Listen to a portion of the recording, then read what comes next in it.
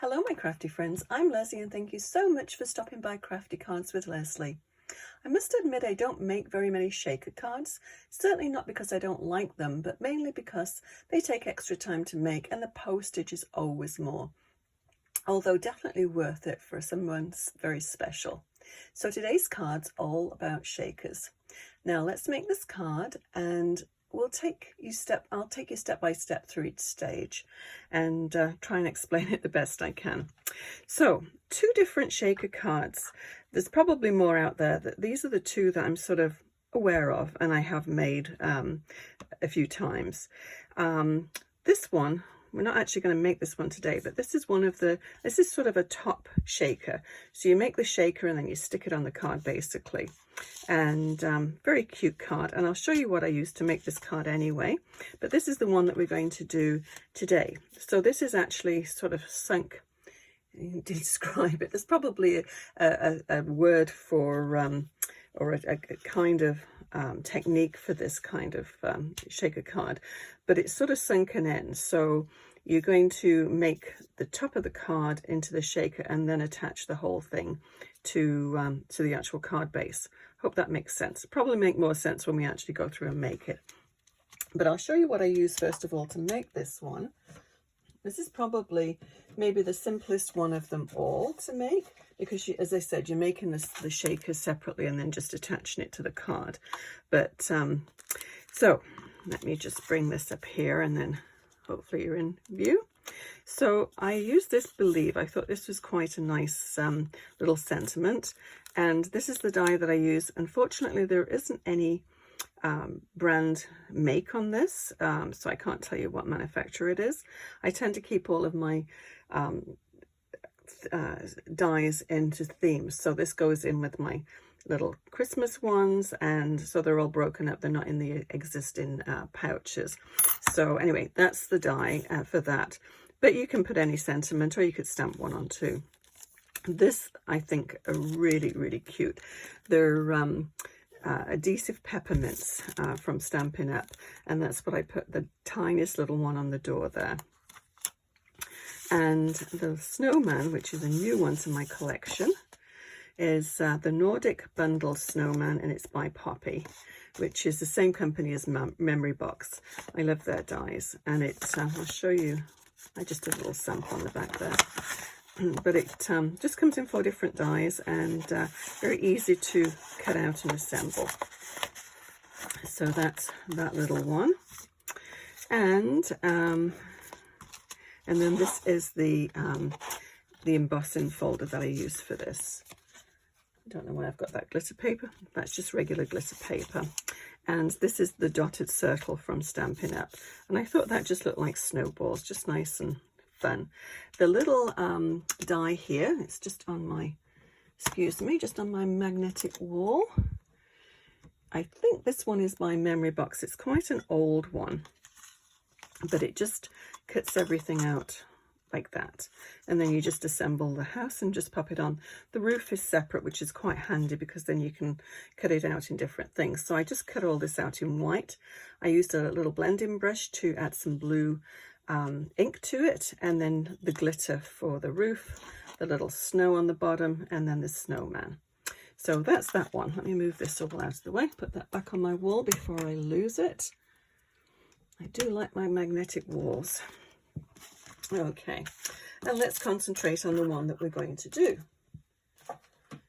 So I've tried to do this in different stages. So this is what it's going to look like when it's all finished, hopefully. So what I've done is take acrylic, and actually you can buy acrylic or acetate, and I tend to a little bit on the frugal side, let's put it that way. This is just a piece that came, you can see the tape still around the edge, just a piece of packing acetate, and it cuts out really well with my die cut machine. So I just took my circle cutter, and the circle's about just over 3.5 inches, but you can make them whatever size you want. And then this one is just a little bit smaller. This is about 3¼ inches. So what we're going to do is to attach this part. Let me just move this up here. You're going to get glare off the little acetate there. And we're going to attach this. So this is basically what I've already done, is put the tear and tape, which is this actually I just bought on Amazon, but the one from Stampin' Up is called tear and tape, and it's very, very similar. And basically that's all you do, is you just tear it. It's very, very excuse me, very, very easy to use. It's really, really tacky, and it's great for sticking anything like the acetate. So I've put some already around this side of the edges of this. So all we need to do now is just take this off. You put this acetate down and you can't see where it's gone. So we just peel this up, and as you're putting it on, you just sort of pleat it. And obviously you're going around a circle, but it's very, very easy to do that. So once you've got it all off, we're just going to place the acetate right over the top. Okay, as easy as that. So I have another piece here that I've put the acetate on already, and then I've put the little foam strips on, which are these ones here. And I just placed them on because it's one of the things that is a little time consuming. Now when you're going around a circle, that one slipped out of place, you need to make sure you butt it right up together, because this obviously is going to keep all the sequins in here. So I started working on this yesterday, so I can see it slipped out of place. So we'll just pop all those back. So that's what the back of it needs to look like. So you need to fill in these bits here so it won't sag. And this is quite a heavy cardstock. You want something a little bit more substantial. So I've cut this little bit here because we're going to, I'll show you, we're going to put it down, and then I'm going to put the sequins in after it's all stuck. You can, and I've seen it done quite often, where you have it to this stage, you take all your backing off, you put your sequins in here, and then you try and take your card and place it over the top. And quite often, well, first of all, I can't see where it's going to go, so I find it doesn't actually help to do that. So I'll show you my way of doing it. Okay, so we've got to this stage here. So what I've done on here is done a little background. So let's go ahead and do that. Now you can just take, let me just grab these. You can just take all the little circles that you've cut out of here and put those at the back. But you have to be so precise to get them in exactly the right spot. If you don't, you're going to see the edges, which I don't want to do. So let me just leave that there. And let's do the background. So I just did some random clouds. So I'll just take my little stencil, and if you don't have a cloud stencil, you can just take a regular circle and just do it that way. You can see it's going to go that way. So they are very sort of circular looking. Move this out of the way, give myself a little bit more room.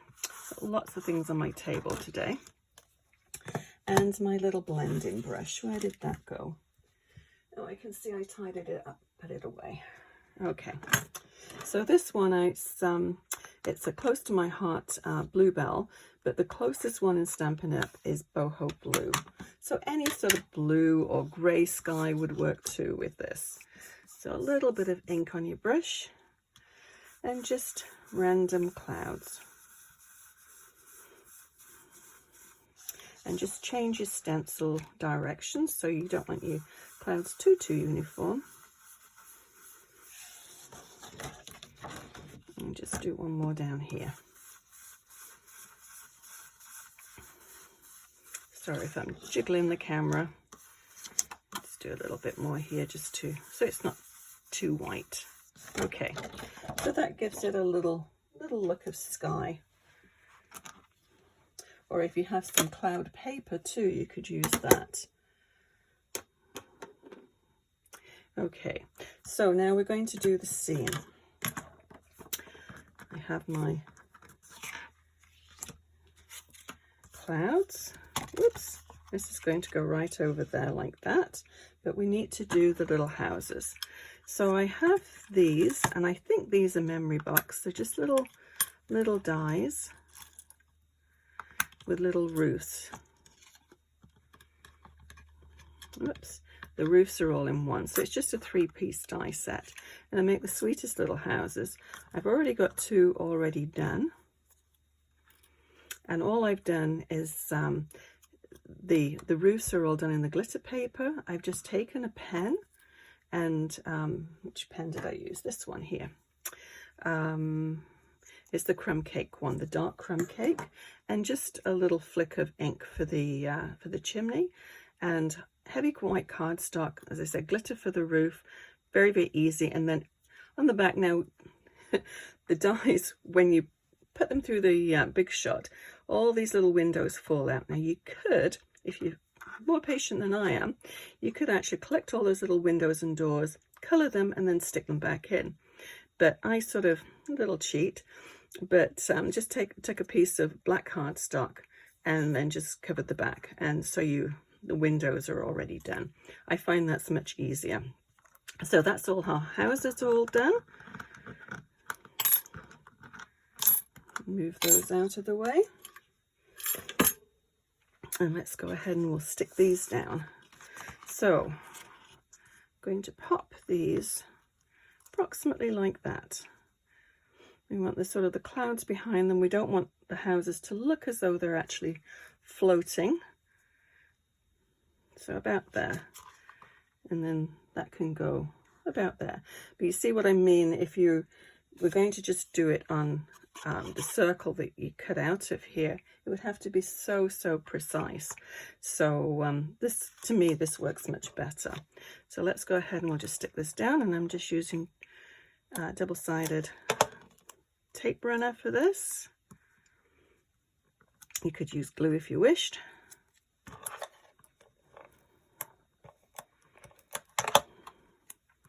Just have it at different heights, and there's lots of different little houses that you could use for this, and you could put anything really in there. Okay, so that's going to go down there. Now before I do that, I'm going to just grab my card base, because that's going to go right down onto the stick right down onto the card base before we put that down. So we need to sort of have it approximately. So what I like to do is just sort of place this over the top, if I can see it. Yeah, about there. So I'll just hold that into position and straighten it up a little bit, and without trying to move it too much, I'll just stick it down. Now this card base actually is from an old kit. I don't know which kit it's from, but whatever you have for a card base, you can just do a plain white one. But I thought this was quite pretty because it has, I think it's little cogs or gears or something on it, but it actually looks like snowflakes, I thought. And I just had a couple of them left, so I thought, why not? Let's just go ahead and use them. It's always nice to use up your supplies. So that's going to go right there. So let me go ahead and we can peel all this off now.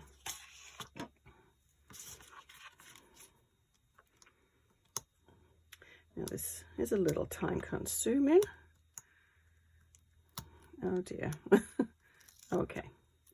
Because this one, unlike the tear and tape, you can actually, as I said, you can pleat it, so you can go around curves with it. With this one, you can't because it's too thick. So you have to do it in small little pieces.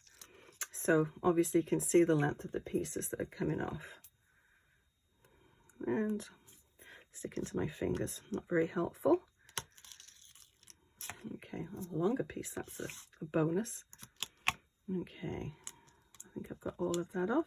Now I'm just going to put a little piece over there because I don't want that sticking to the top of the card, because that's where we're going to put our sequins. You could put beads if you've got some tiny little beads in there, or you could actually punch out or die cut some tiny little glitter snowflakes, and that would look quite pretty in there too. But you want to do your edges, just do a little bit of fill so it doesn't sag.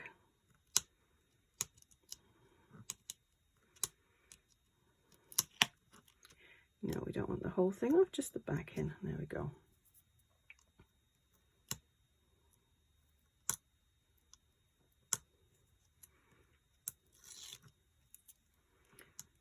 Yeah, they are a little bit more time consuming, but it's kind of fun to make something a little bit different too.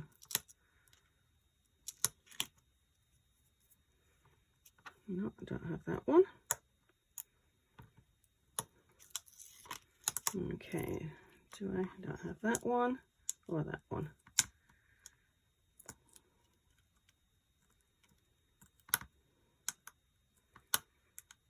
Come on. Okay, now I'll try and get this on straight. I do have things in my way, so it's a bit difficult. Okay, so I'll just bring this a little bit closer to me, see if I can get my head somewhat over it. And I'm going to try and line up the corners because I've done this so it's 1/4 inch smaller. Actually, I'll give you the measurements: 4 by 5 1/4, and then the card is 4 1/4 by 5 1/2, my usual size. But you want to just make sure you've got, it's going to be obviously about 1/8 all the way around. So I'm going to line up this bottom corner here and try and make sure the bottom and the side are straight. Then everything else should just fall into place. So we just have that little gap down here, so I can just squeeze in, hopefully squeeze in my sequins. And I'm going to do that before I put the little bits on the top. Okay. Now this is a little tricky, I must admit. Okay, so I have a big pouch here of sequins. They're just silver ones. You could use whatever color. The blue ones actually would look quite nice too. Now this could get quite messy, so I'm going to do it so it's just over here, and then I can slide them, hopefully slide them back in. Okay. Now, just excuse me if I'm going to be off camera just for a second so I can get this in. Actually, I'm going to just poke my scissors in there, I think. I just need to make sure there's a little gap in there. So you can see my scissors are going to go down there, so that's hopefully where the sequins are going to finish up. Okay, so I'm just going to slide them hopefully down. It's going to be quite messy, so just bear with me a minute.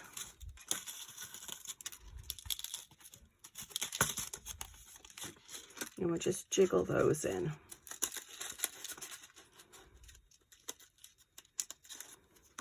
As you can see, they're starting to go in there now.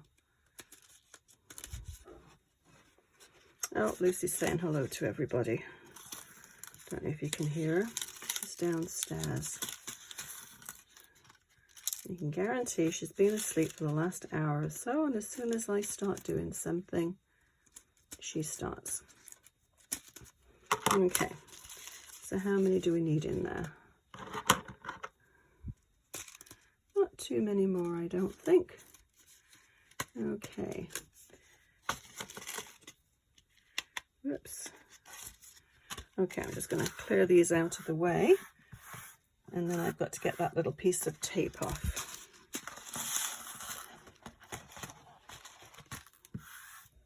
Okay, we'll get those later. Now my tweezers, that's what I need. Here we go. So we'll scooch these down here. Get the last remaining little bits of sequins down there, and then take my tape off. There we go. Okay, so we did it, yay, and they're all in there. Okay, so the next thing we want to do is to do the little wreath. Now the wreath is, oh, and I haven't shown you this, what we're using, have I? Let me just go through this quickly. So the wreath is this die, and it's Encircled in Nature from Stampin' Up. The little sentiment that I'm going to use is this one here. Whoops. And this one, I'm just going to pop it down there. Now you can just stamp right on there before you start assembling it, and that would work out well too. But I have this new set, and it's got all the dies and everything with it. It's in a Close to My Heart folder, but it's, let me just get this one out here. It's from Hero Art Studio, and it comes with all the dies and everything, and it's got some nice sentiments, and it's always nice to get the dies to cut the sentiments out. So that's that one. And then the as I said, the little houses there are old ones from I'm pretty sure they're from Memory Box. So how I did this one, I've got one all ready to go. I always tend to play around with these things before I sort of settle for anything, but my initial idea was to color this in with red berries, but then I did the brown background here. I'll just get a piece of paper and show you how I did it, and I thought I just really liked the white berries on that one, so that's how I came up with that idea. But very, very easy to color these in. So I really like these pens. One end is a sharp tip, and the other one's a brush tip, and it's really, really nice for coloring. So this is the dark crumb cake, and all I'm going to do is just the actual sort of branches, and just go up to the, you know, where you think the berry or the flower is, and that's all I did all the way around. So rather than make you fall asleep watching me do that, I have one already done. So I'll just put some glue on that one, and all you want to do is put it on the outside. You don't want to have it going onto the acetate. If not, it'll smear, it won't stick properly, and I'm sure there are glues that will do that. Now we will need to figure out which way. It's not totally circular. It's sort of shorter top to bottom than it is side to side, so this is going to be the top. So just on the outside, I'm just going to do the outside branches and the outside berries or flowers. I think they look more like berries.